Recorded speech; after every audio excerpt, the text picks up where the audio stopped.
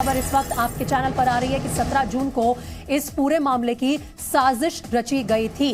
3 लोगों की गर्दन काटने की साजिश रखी गई थी। जो 2 लोग गिरफ्तार हुए हैं, मोहम्मद गौस और मोहम्मद रियाज, उन्होंने ये ऐलान कर दिया था 17 जून को ही। कन्हैया, नितिन और एक और शख्स का नाम सामने आ रहा है जिन 3 लोगों को अपने टारगेट पे रखा था मोहम्मद गौस और मोहम्मद रियाज ने, और 17 जून को इस साजिश का ऐलान अपने इनर सर्कल में कर दिया था कि इन 3 लोगों की गर्दन काटी जाएगी। ये पूरी साजिश 17 जून को रची गई थी, इसका ऐलान हुआ था और ये कहा जा रहा है कि इन तीनों को इसीलिए टारगेट पे रखा गया था क्योंकि इन तीनों ने नुपुर शर्मा के बयान का समर्थन किया था। तो चलिए, इस वक्त ये बड़ी खबर आ रही है जी न्यूज पर और मेरे सहयोगी प्रमोद शर्मा हमारे साथ लाइव जुड़ रहे हैं, उनसे अपडेट ले लेते हैं। प्रमोद, क्या कुछ खुलासा सामने आ रहा है? ये पूरी साजिश 17 जून को रची गई थी और क्या इरादे थे मोहम्मद गौस और मोहम्मद रियाज के? कौन कौन इनके टारगेट पर थे?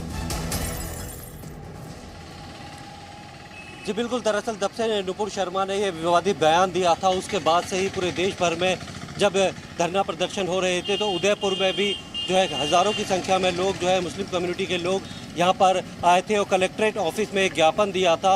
उस वक्त मोहम्मद गौस और रियाज ने जो है ये ऐलान किया था, जो बाकी मौलाना थे, कि आपसे अगर कुछ नहीं हो रहा तो हम बदला लेंगे। और कन्हैया लाल, नितिन जैन और एक पनेरिया नाम का शख्स है, इन तीनों की गर्दन काट देंगे। तो ये हाईली रेडिकलाइज हो चुके थे, जो अभी तक की जांच में सामने आया है। इसके बाद खंजर पीर इलाके में लगातार 4 लोगों की मीटिंग होती है जिसमें मोहसिन, आसिफ, गौस और रियाज, ये चारों मिलकर कई बार मीटिंग करते हैं और पूरी प्लानिंग करते हैं। हथियार इनके पास पहुंचता है, उसे धारदार बनाया जाता है और एक के बाद एक जो है वो इन्हें वारदात को अंजाम देना था। लेकिन गौस और रियाज ने जैसे ही कन्हैया लाल की हत्या की थी उसके 15 मिनट बाद जाकर एसके इंजीनियरिंग इंडस्ट्री में एक पूरा वीडियो बनाया था और 8 से 10 ग्रुप है जिसके वो एडमिन भी हैं, उसमें वो लगातार शेयर कर दिया था और वो इतनी तेज़ी से वायरल हुआ कि इन्होंने सोचा नहीं था। इसके बाद ये दूसरा टारगेट को अंजाम देते, उससे पहले ही ये अजमेर के लिए निकल गए थे।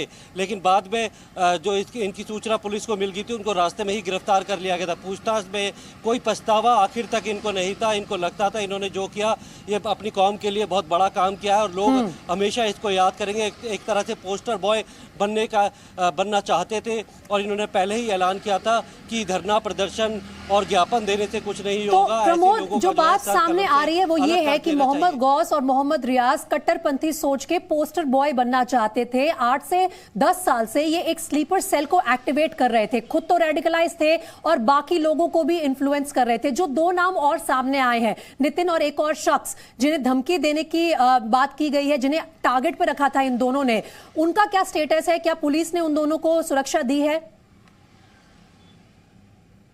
बिल्कुल, नितिन जैन को पुलिस ने सुरक्षा दी हुई है और इसके साथ में दूसरा जो एक शख्स है उसकी भी पहचान ज़्यादा उजागर नहीं की गई है, उसे भी सुरक्षा दी गई है। इसके अलावा ये लोग जो है पिछले 8-10 साल से लगातार जिससे भी मुस्लिम से मिलते थे उसका फ़ोन नंबर ले लेते, उसे अपने ग्रुप में ऐड कर लेते और लगातार जो है मैसेज की किस तरीके से नमाज अदा करनी चाहिए उसको भी रेडिकलाइज करने की कोशिश करते थे। मोहम्मद गौस जो है ना सिर्फ स्लीपर सेल को तैयार कर रहा था बल्कि वो उनके लिए फंड रेजर भी था, पैसे भी जुटा रहा था। और ये सारा चीज़ ये जब पाकिस्तान में गया था, जोधपुर से ट्रेन के ज़रिए गया था और वहाँ पर जो सलमान भाई और अबू इब्राहिम है, इनसे मिलने के बाद ये बहुत ज़्यादा कट्टरपंथी सोच का हो गया था, एक तरह से पूरी तरीके से फिदाइन हमलावर हो गया था। और जब कन्हैया लाल की हत्या की थी तो इनको पता था कि ये किसी भी तरीके से बचेंगे नहीं, इसीलिए अपनी पहचान भी उजागर की, पूरा जो है कबूलनामा भी किया और इनको पता था कि गिरफ्तार होने के बाद ये बचेंगे नहीं। एक तरह से बिल्कुल फिदाइन जो हमलावर होता है उस चरम सीमा तक ये पहुंच चुके थे, जिसके बाद पुलिस ने वक्त रहते इन्हें गिरफ्तार कर लिया। लेकिन जब इंट्रोगेशन हुई है तब ये पता चला है कि इनको कोई भी पछतावा नहीं था और जब ये जिस ग्रुप में थे इन्होंने वीडियो डाले थे उसमें से काफी सारे ऐसे लोग थे जिनको इन्होंने ऐड तो कर लिया था। लेकिन जब उन्होंने जो हत्या को अंजाम दिया कन्हैया लाल की, उसका वीडियो बनाया और फिर खुद ही उस वीडियो को वायरल भी किया। बहुत शुक्रिया प्रमोद,